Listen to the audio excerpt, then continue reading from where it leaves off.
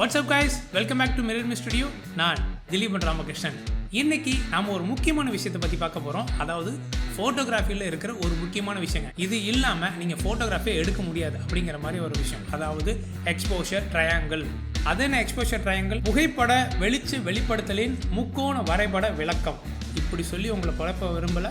So சிம்பிளாக exposure ட்ரையாங்கிள்னே சொல்லுவோம். இது என்ன எக்ஸ்போஷர் ட்ரையாங்கிள் அப்படின்னு கேட்கலாம். அதாவது கேமரா செட்டிங்கில் 3 விஷயம் தான் எக்ஸ்போஷர் உருவாக்குது. அதனால தான் இந்த 3 விஷயம் சேர்ந்து தான் இந்த ட்ரையாங்கிள். அதாவது அப்பர்ச்சர், ஷட்டர் ஸ்பீட், தென் ஐஎஸ்ஓ. இந்த 3 விஷயத்தை சேர்ந்து தான் இந்த ஒரு கேமராவில் நீங்கள் பார்க்குற இந்த புகைப்படத்தை தெளிவாக உருவாக்குது. அதாவது உங்களுக்கு தேவையான இந்த எக்ஸ்போஷரை இந்த 3 விஷயத்தை நீங்கள் கண்ட்ரோல் பண்ணும்போது உங்களுக்கு நீங்கள் யோசித்த மாதிரி ஒரு அருமையான புகைப்படம் கிடைக்கும். அப்பர்ச்சர்னா என்னங்கிறத பற்றி ஒரு சிம்பிளாக முன்னாடியே ஒரு வீடியோவில் சொல்லியிருக்கேன். அந்த வீடியோ இந்த லிங்க் இங்கே கொடுத்துருக்கேன், பாருங்கள். அப்பர்ச்சர்னா என்னென்னு சிம்பிளாக சொல்லணும்னா லென்ஸில் உள்ள ஒரு ஹோலுங்க, ஒரு டயஃப்ரம் ஹோல். அந்த ஹோல் தான் என்ன பண்ணுதுன்னா கேமரா சென்சருக்கு வெளியிலேருந்து எவ்வளோ வெளிச்சம் வருங்கிறத கண்ட்ரோல் பண்ணுறதா அப்பர்ச்சர் ஹோல். ஸோ அந்த அப்பர்ச்சர் சின்னதாக இருந்தால் வெளிச்சம் கம்மியாக வரும், அப்பர்ச்சர் பெருசாக ஆக ஆக வெளிச்சம் அதிகமாக வரும். ஸோ அப்பர்ச்சருங்கிறது இந்த ஹோல் நம்ம கண்ட்ரோல் பண்ணலாம். சின்னதாக அடுத்த சைஸில் கண்ட்ரோல் பண்ணலாம். ஸோ சின்னதாக இருந்தால் வெளிச்சம் கம்மியாக வரும், பெருசாக இருந்தால் வெளிச்சம் அதிகமாக வரும். தென் ஷட்டர் ஸ்பீட். ஷட்டர் ஸ்பீடுங்கிறது ஒரு ரூமில் உள்ள ஒரு டோர் மாதிரி நினச்சிங்க. அதாவது ஒரு ரூமுக்கு ஒரு கதவு இருக்குது, ஓகேவா? அந்த கதவை நீங்கள் வேகமாக திறந்து வேகமாக மூடுறீங்க அப்படின்னா அந்த ரூமுக்குள்ளே வெளியிலேருந்து சூரிய வெளிச்சம் கம்மியாக தான் வரும். அதே கதவை நீங்கள் மெதுவாக திறந்து மெதுவாக மூடினீங்கன்னா சூரிய வெளிச்சம் அதிகமாக உள்ள வரும்.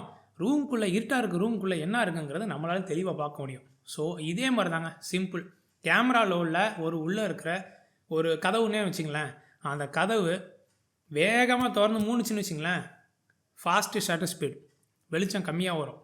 அதே கதவு அதே ஷட்டர் மெதுவாக மூணுச்சுன்னா ஸ்லோ ஷட்டர் ஸ்பீட், அதாவது வெளிச்சம் அதிகமாக வரும்.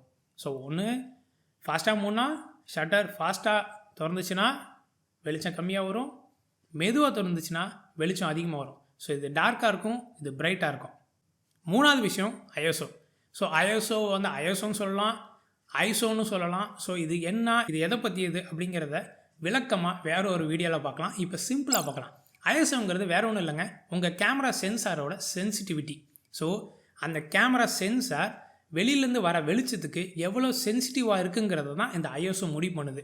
ஸோ ஐஎஸ்ஓ கம்மியாக இருந்தால் கம்மியான சென்சிட்டிவ், ஐஎஸ்ஓ அதிகமாக இருந்தால் அதிகமான சென்சிட்டிவ். ஸோ இந்த ஐஎஸ்ஓங்கிறது ஒரு சிம்பிளாக நீங்கள் ஒரு ஸ்பீக்கர் பாக்ஸ் எடுத்துக்கலாமே. ஸோ அந்த ஒரு 15-20 வருஷத்துக்கு முன்னாடிலாம் நான் சின்ன வயசாக இருக்கும்போதெல்லாம் எங்கள் அண்ணன் ஒரு பானையில் ஒரு ஸ்பீக்கர் கவுத்து வச்சுலாம் ஒரு செட்டப் வச்சுருப்பாங்க. ஸோ அது மாதிரி வச்சுங்களேன், ஒரு டிவிடி பிளேயர் இல்லை விசிஆர் பிளேயர், அப்படிலாம் என்ன டிவிடி இருந்துச்சு. ஸோ விசிஆர் பிளேயர் இல்லை கேசட் பிளேயர்லேருந்து ஒரு சின்னதாக ஒரு மைக் செட்டுக்கு வரும், ஒரு பாக்ஸுக்கு ஆம்ப்ளிஃபையர் பாக்ஸு. அந்த ஆம்ப்ளிஃபையர் பாக்ஸில் அந்த ஸ்பீக்கருக்கு வரும், ஓகேவா?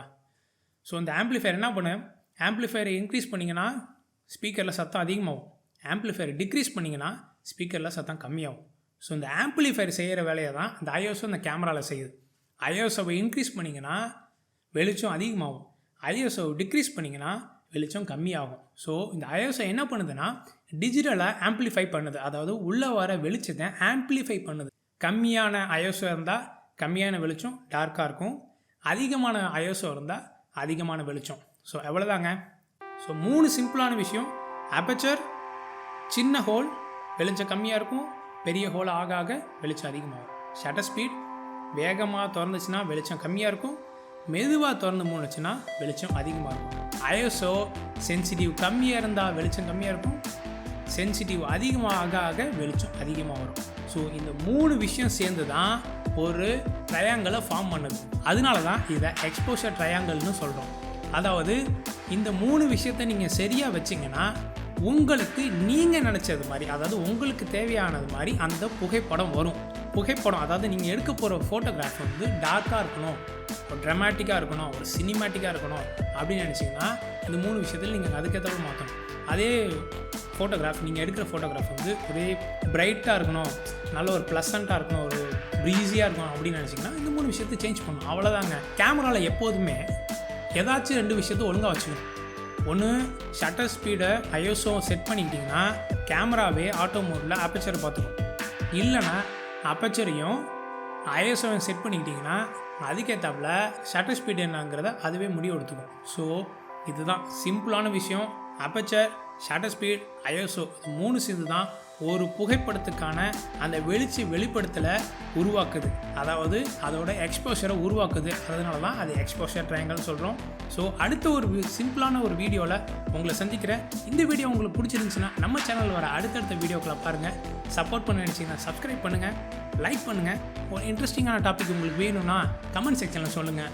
ஸோ இது Mirror Me studio, we create a bond with you. Bye bye.